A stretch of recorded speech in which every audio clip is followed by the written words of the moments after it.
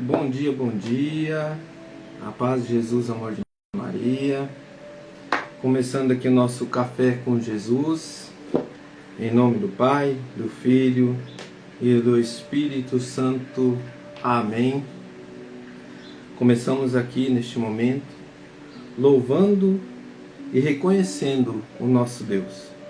Senhor, louvo-te por sua grandeza, tudo o que sou e o que tenho.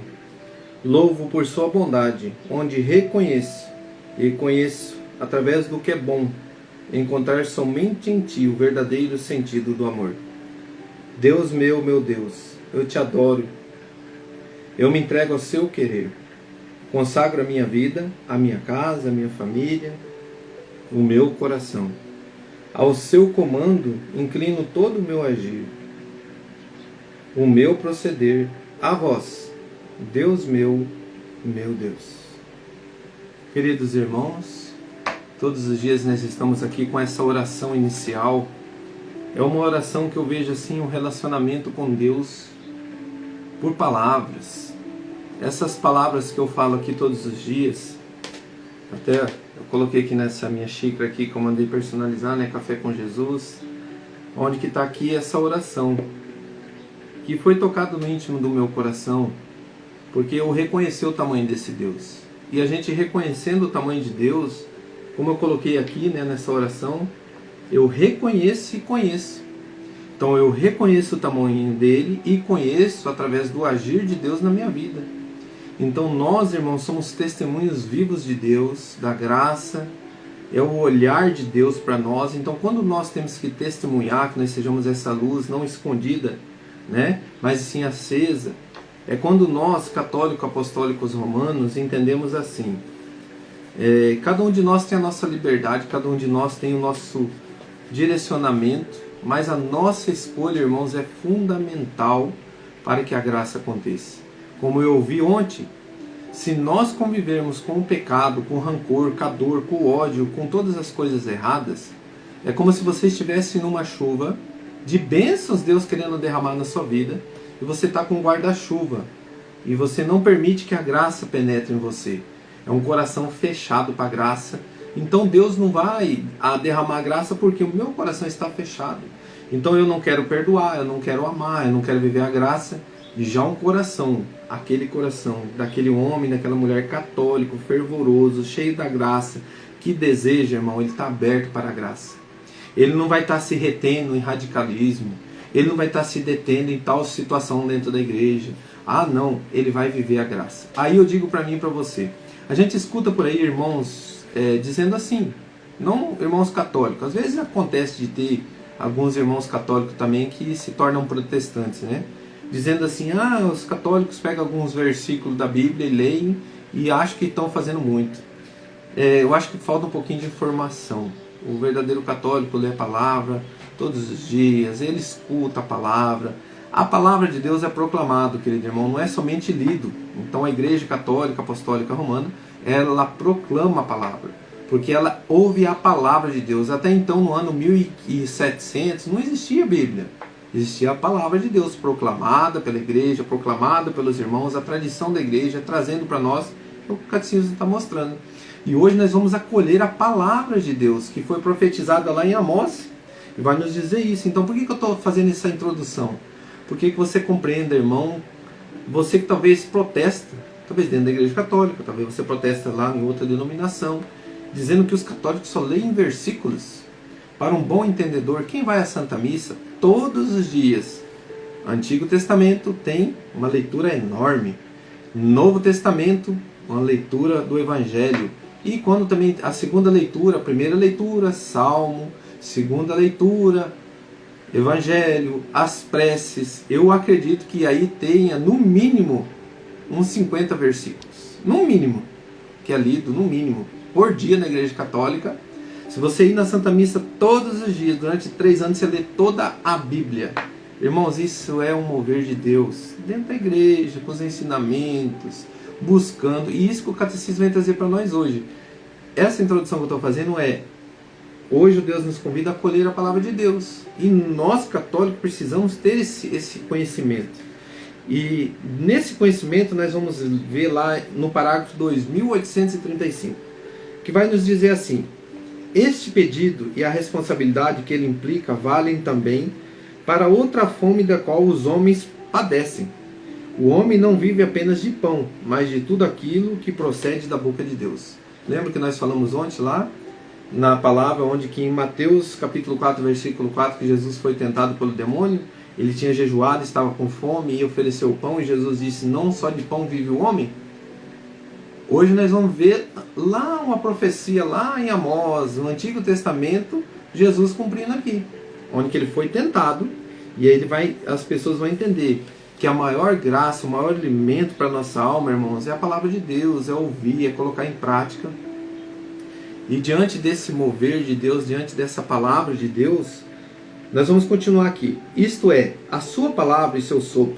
Os cristãos devem envidar todos os seus esforços para anunciar o Evangelho aos pobres, para aqueles que estão com vontade de ouvir.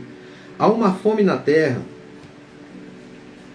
não fome de pão, nem sede de água, mas de ouvir a palavra de Deus. Em Amós 8, versículo 11, nós vamos ver daqui a pouquinho.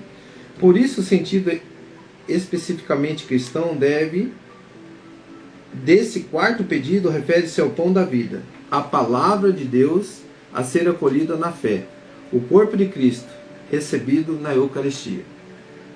Aqui, irmãos, nós temos um respaldo da Santa Missa. Às vezes você já ouviu alguém falar assim: a Santa Missa é um momento assim que tem que ter mais animação, mais aquela alegria. Irmão, você tem maior alegria para aquele que está com sede, com fome da verdade, é você silenciar e você ouvir a verdade e você colocar em prática. Primeira leitura, Salmo. Segunda leitura, o Evangelho, as preces, o agradecimento, o ato penitencial, o momento da consagração da Eucaristia, o momento que nós vivemos ali, nós vamos comungar o corpo e o sangue, nós estamos vivendo a palavra, nós vamos adorar o único Deus vivo naquele momento, e nós vamos ofertar a Deus, o nosso Senhor, por nós, o único intermediador. Você sabia que no momento da Santa Sacrifício Eucarístico, a partir do ofertório dentro da Santa Missa, você vai ofertar junto com o sacerdote na persona de Cristo, o próprio Cristo, a Deus pelos meus pecados? E naquele momento é o momento que você vai se ofertar ali e vai pedir: Senhor, perdão, Senhor, misericórdia. Senhor, nós ofertamos aqui o nosso coração junto com o seu Filho, e dai-nos a graça, Senhor, de nos libertar de todo o mal, ao comungarmos, ó Senhor, ao comer da tua carne, beber do teu sangue, que o nosso corpo e o nosso sangue seja repleto da tua santidade, e nós ressuscitaremos junto com o Senhor e nos dará a força necessária. Querido irmão, e assim é a palavra de Deus na Santa Missa, é a palavra de Deus agora, é o Evangelho do dia que nós fazemos logo após aqui o Café com Jesus. Irmão, se eu faço isso, é porque eu sou um católico, que um dia eu tive esse encontro pessoal com Deus. Todos nós temos que ter esse encontro pessoal. De que forma? Tomando um golinho do sabor a cada momento. Cada dia, olhando para si, olhando para Jesus, olhando para a tua família, olhando para a tua casa, olhando para o mover de Deus na sua vida. E lógico, meu irmão, unido ao corpo místico de Cristo, a igreja dele, onde ele é a cabeça, nós somos os membros. Não tem como um corpo caminhar só a mão, tem? Tem os pés, a cabeça, todos os membros. E nós somos essa família de Deus dentro da Igreja Católica. Catecismo da Igreja Católica, parágrafo 2835, acolher a palavra de Deus na Santa Missa, no mover todos os dias. Nós temos hoje tantas lives, tantos momentos maravilhosos, o terço, o rosário, o mover de Deus na nossa vida, irmãos. Nós somos agraciados dentro da nossa igreja, mas basta o querer de cada um.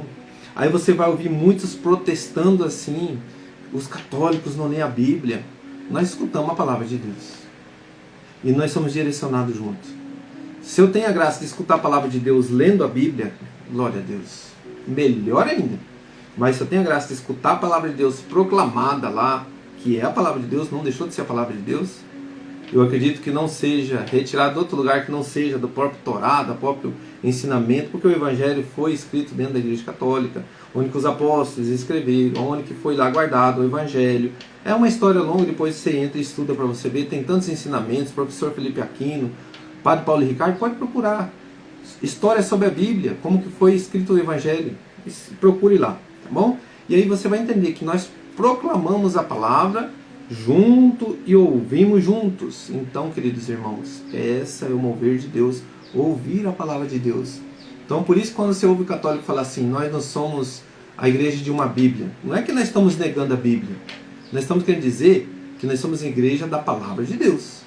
Então, se a palavra de Deus foi proclamada pelo sacerdote mais lido, mas não somente necessário que é somente a Bíblia, é isso que a igreja católica está querendo dizer, que não é somente aqui que nós se detenhamos aqui, porque se isso aqui não existiu até 1700, como que nós íamos fazer?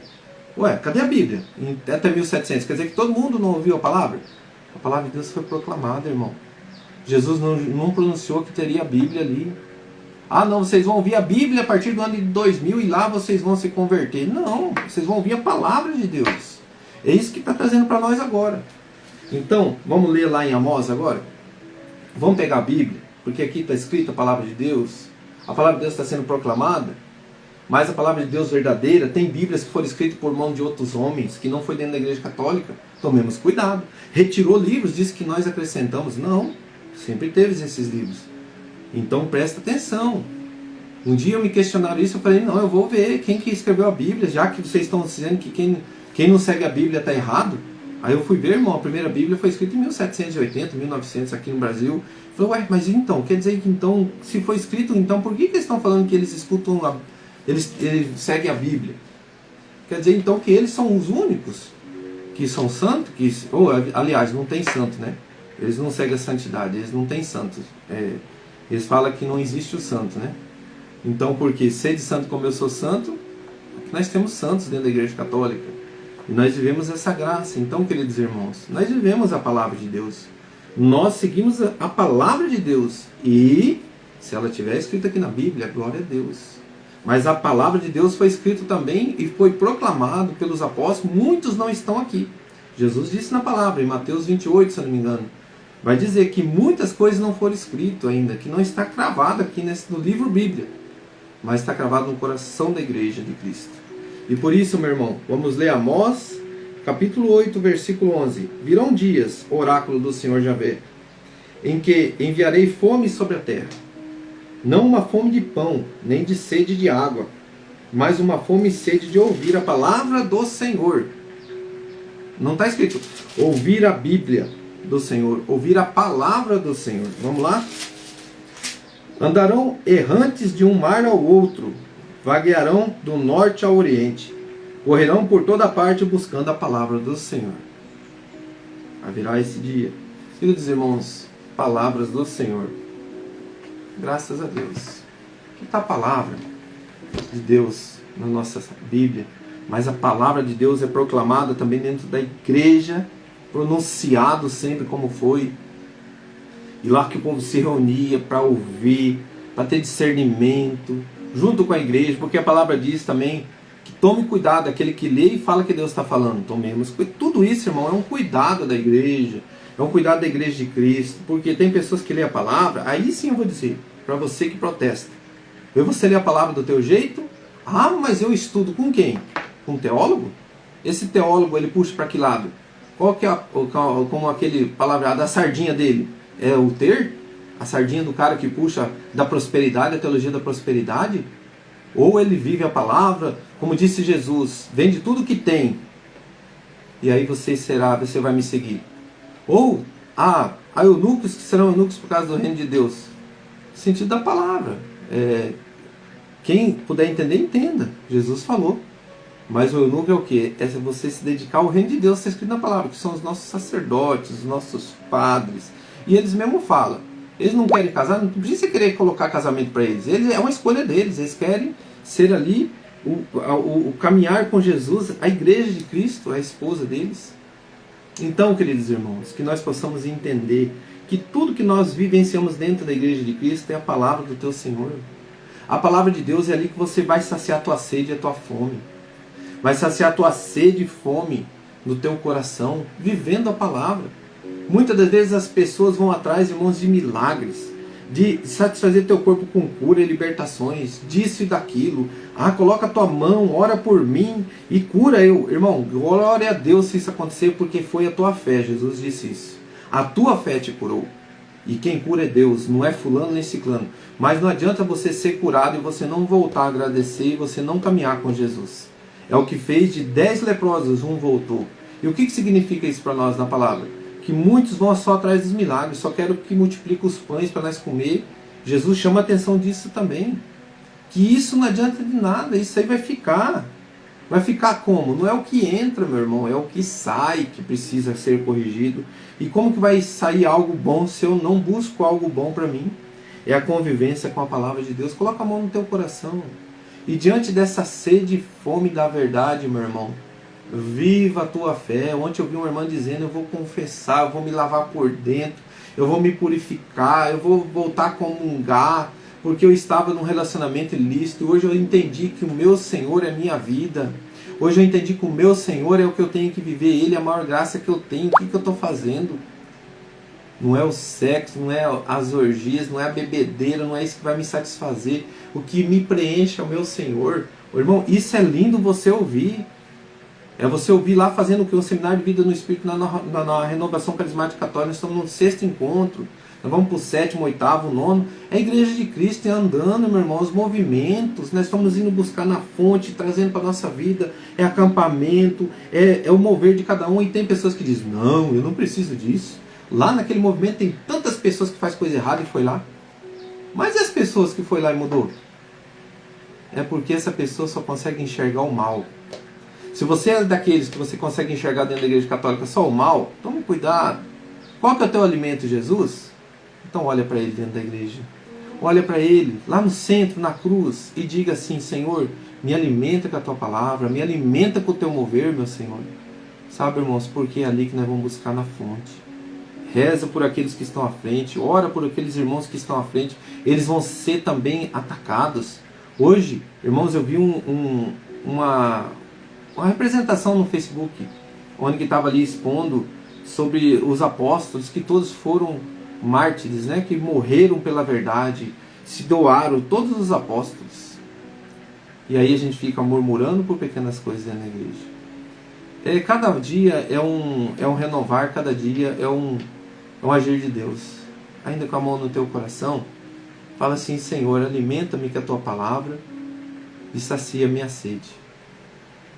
Como disse Jesus lá no poço, aquela mulher, ele disse assim, a água que eu lhe der, jamais você terá sede. E naquele momento ela compreendeu que ele conhecia a vida dela e que ele sabia que aquela mulher tinha passado por vários homens, mas nenhuma estava com ela. Sabe, irmãos, é a insatisfação com si próprio. É o mover do seu coração com você mesmo. Buscar no lugar errado saciar a sua sede. Quando você entende que a tua verdadeira sede de amor, de paz, de alegria é o nosso Senhor Jesus, você vai começar a entender aonde que a minha alma vai ser saciada verdadeiramente. Louvado seja nosso Senhor Jesus Cristo. Para sempre seja louvado. Amanhã, irmãos, nós vamos entrar no catecismo. Nós estamos vendo parágrafo a parágrafo. Que maravilha, né? Catecismo. Nós vemos acolher a palavra de Deus. Nós fizemos todos os parágrafos. Amanhã nós vamos ver acolher a palavra de Jesus. Nós vamos começar amanhã agora a palavra do nosso Senhor Jesus. Que Deus abençoe. Rezemos um Pai Nosso em agradecimento a Deus e que nos dê a graça de saciar a sede e a fome. Pai nosso que estais no céu, santificado seja o vosso nome. Venha a nós o vosso reino, seja feita a vossa vontade, assim na terra como no céu. O pão nosso de cada dia nos dai hoje. Perdoai as nossas ofensas, assim como nós perdoamos a quem nos tem ofendido. E não nos deixeis cair em tentação, mas livrai-nos do mal. Amém. Louvado seja nosso Senhor Jesus Cristo, para sempre seja louvado. Em nome do Pai, do Filho e do Espírito Santo. Amém. Até daqui a pouquinho, eu vou estar organizando meu lecto divino, preparando a palavra. Então hoje, provavelmente umas 7 horas mais ou menos, vou estar fazendo o Evangelho do dia, entrando com a palavra. Lembrando, o lecto divino, nós vamos trazer para a nossa vida o Evangelho, Vamos procurar os estudos, vamos degustar junto com a igreja e vamos trazer para a nossa vida. Que Deus abençoe, até daqui a pouco, então, o Lecto Divino. Um grande abraço, que Deus abençoe.